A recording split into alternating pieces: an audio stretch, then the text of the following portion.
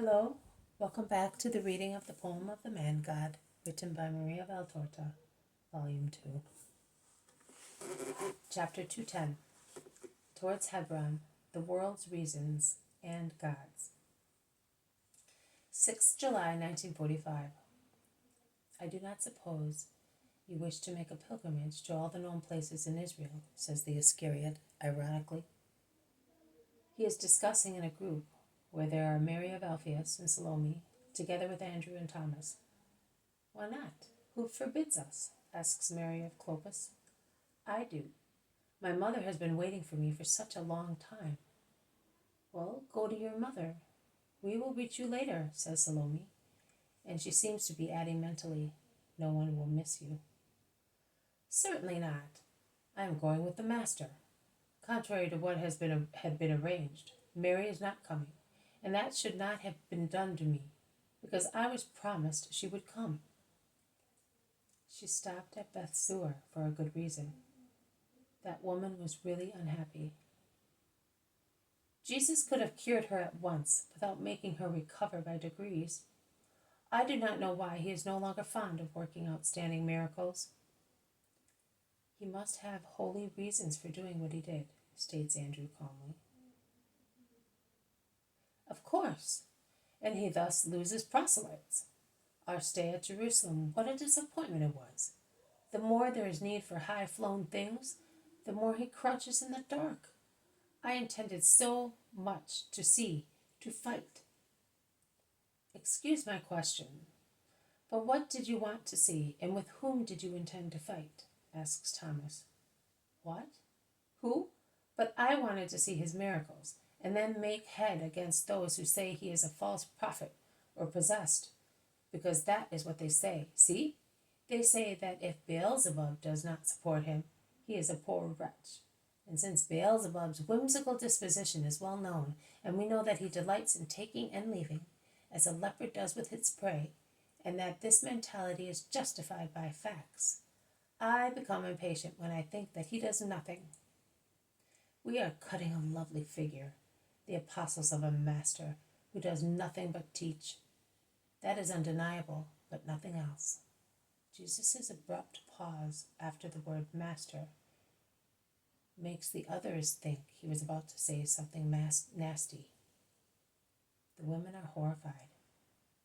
And Mary of Alphaeus, being a relative of Jesus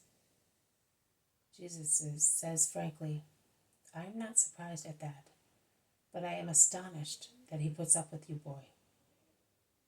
But Andrew, the ever-meek Andrew, loses his temper, and blushing, very much like his brother, just this once says furiously, Go away, and you won't cut any more bad figures, because of the master. And who asked you to come? He called us, not you. You had to insist several times to be accepted. You imposed yourself. I do not know who keeps me from reporting everything to the others. One can never talk to you. They are right when they say you are quarrelsome and ignorant people. Well, to tell you the truth, neither do I understand how you can say that the master made a mistake. Neither did I know of the whimsical disposition of the demon. Poor thing, he must certainly be odd. Had he been intelligent, he would not have rebelled against God. But I will take note of that, teases Thomas to avert the approaching storm. Don't jest, because I am serious. Can you perhaps say that he attracted attention in Jerusalem? Also, Lazarus said so. Thomas breaks into a hearty laugh. Then, still laughing, and his laughter has already disconcerted Judas, he says, He has not done anything. He has not done anything? Go and ask the lepers at Siloam and Hinnom. That is, you will not find anyone at Hinnom, because they were all cured.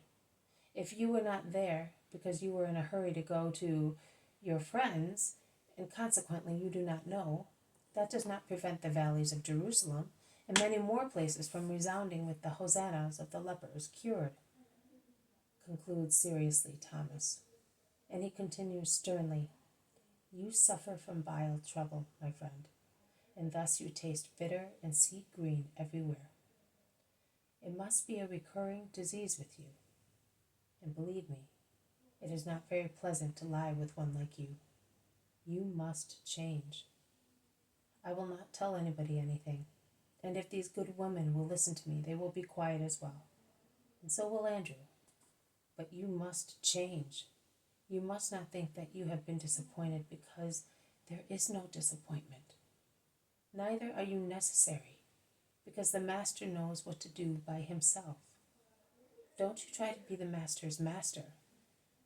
And if for that poor woman of Eliza, he acted thus, it means that that was the right thing to do. Let snakes hiss and spit as they like. Don't go to the trouble of acting as broker between them and him. And above all, do not think that you lower yourself by being with him. Even if he did not cure even a cold in future, he is always powerful. His word is a continuous miracle. And set your mind at rest. We have no archers behind us. Don't worry. We will succeed in convincing the world that Jesus is Jesus. And be quiet. If Mary promised to come to your mother's, she will come. In the meantime, we will go around this beautiful part of the country. It is our work. And why not? Let us make the women disciples happy by going to visit Abraham's tomb, his tree, and Jesse's sepulcher. And what else did you say? They say that this is the place where Adam lived and where Abel was killed. The usual senseless tales, grumbles Judas. In 100 years' time, they will say that also the grotto of Bethlehem and many other things were a tale. But excuse me, you wanted to go to that stinking cave at Endor, which you must agree did not belong to a holy cycle. Don't you think so? And they have come here where they say there is the blood and the ashes of saints. Endor brought us John, and who knows? Oh, what a handsome acquisition John is, scoffs the Iscariot. His face isn't, no, but in his soul he may be better than we are. What? With his past? Be quiet. The Master said that we are not to remember it. Lovely. If I did say such things, I wonder whether you would not remember them. Goodbye, Judas. You had better be by yourself. You are too cross. I wish I knew what is the matter with you. What is the matter with me, Thomas? The trouble is that I see what we are being neglected to the advantage of strange newcomers. And I see that everybody is preferred to me. And I also notice how he waits until I am away to teach you how to pray. And do you expect me to be happy with such a situation? No, I don't. But may I point out that if you had come with us for the Passover supper, you would have been on the Mount of Olives as well with us, when the Master taught us the prayer. I do not see how we are neglected because of any strange newcomer. Are you referring to the poor innocent boy, or because unhappy John is with us? Because of both of them. Jesus hardly ever speaks to us now. Look at him, even now. He is loitering over there, talking and talking to the boy. He will have to wait a long time before he can put him among the disciples. And the other one will never be a disciple. He is too proud, too learned, too hardened, with bad tendencies. And yet, John here, John there. Father Abraham, help me to bear this with patience. And in what do you think the Master prefers others to you? Do you not see that even now, when it was time to leave Bethsur, after stopping to teach 3 shepherds, who could have very well been taught by Isaac? Whom does he leave with his mother? Me? You? No. He leaves Simon, an old man who can hardly speak. But the little he says is always said right, retorts Thomas, who is now alone because the women and Andrew have gone away and are walking fast in front of them, as if they wished to get past a stretch of the road where the sun is very warm. The 2 apostles have become so excited that they do not hear Jesus coming, because the noise of his footsteps is completely muffled by the dust of the road. But if he makes no noise, the 2 are shouting as loud as 10 people, and Jesus can hear. Behind him there are Peter, Matthew, the two cousins of the Lord, Philip and Bartholomew, and the two sons of Zebedee with Margium between them. Jesus says, "You are right, Thomas. Simon speaks little, but the little he says is always right. His mind is placid and his heart honest. And above all, he has a great goodwill. That is why I left him with my mother. He is a true, reliable man, and at the same time he knows how to live. He has suffered and is old. Therefore, I am saying this because I suppose there is someone who thinks my choice was unfair.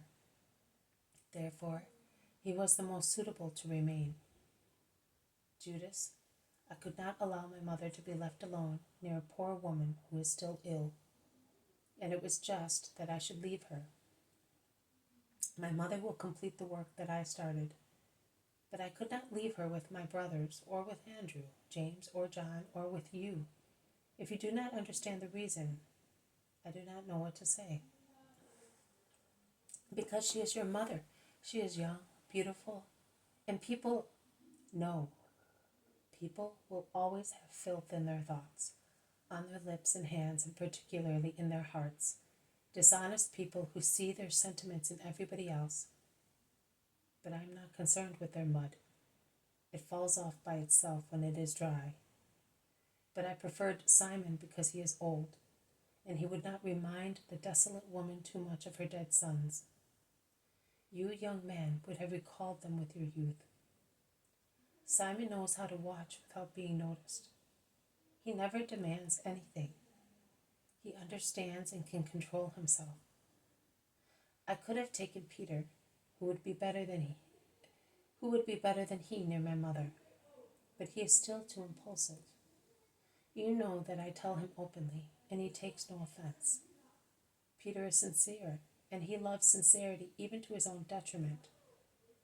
I could have taken Nathanael, but he has never been to Judea before. Simon, instead, knows the country well, and he will be invaluable in bringing my mother to Kerioth. He knows where your country house and the town one are, and he will not. But, Master, is your mother really coming to mine? We said so, and when you say something, you do it. We shall proceed slowly, stopping to evangelize these villages. Do you not want me to evangelize your Judea? Of course, Master, but I thought, above all, you were causing yourself a lot of trouble through your own imagination.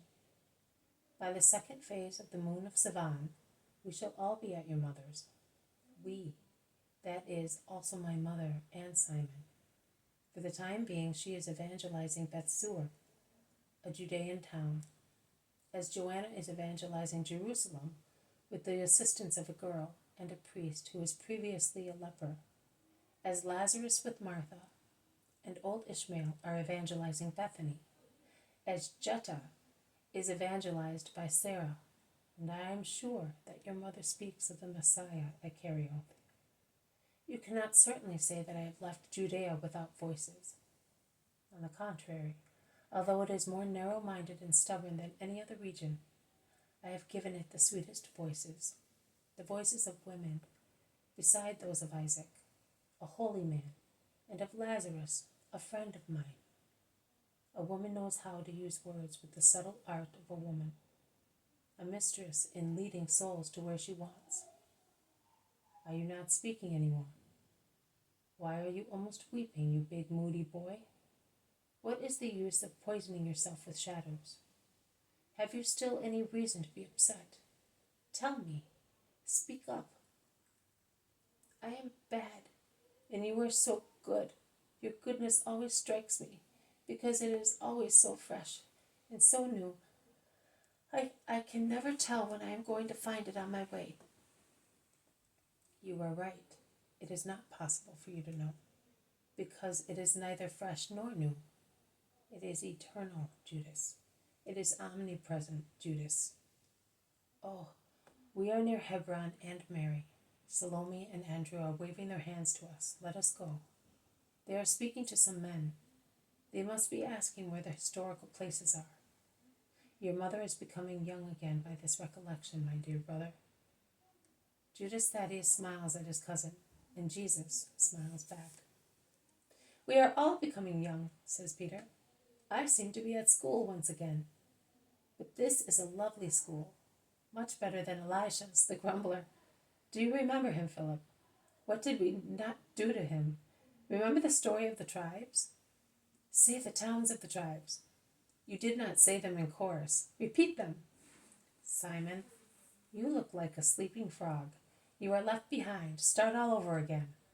Oh dear, my head was full of names of towns and villages of bygone days, and I knew nothing else. Instead, here one really learns. Do you know, Margium? One of these days your father will be going to sit his exams, now that he has learned. They all laugh while going towards Andrew and the woman. This has been a reading from the poem of the Man God, written by Maria Valtorta, Volume 2, Chapter 210, Towards Hebron, the World's Reasons and God's. Thank you for listening. I will see you tomorrow. May God bless you, and may peace be with you.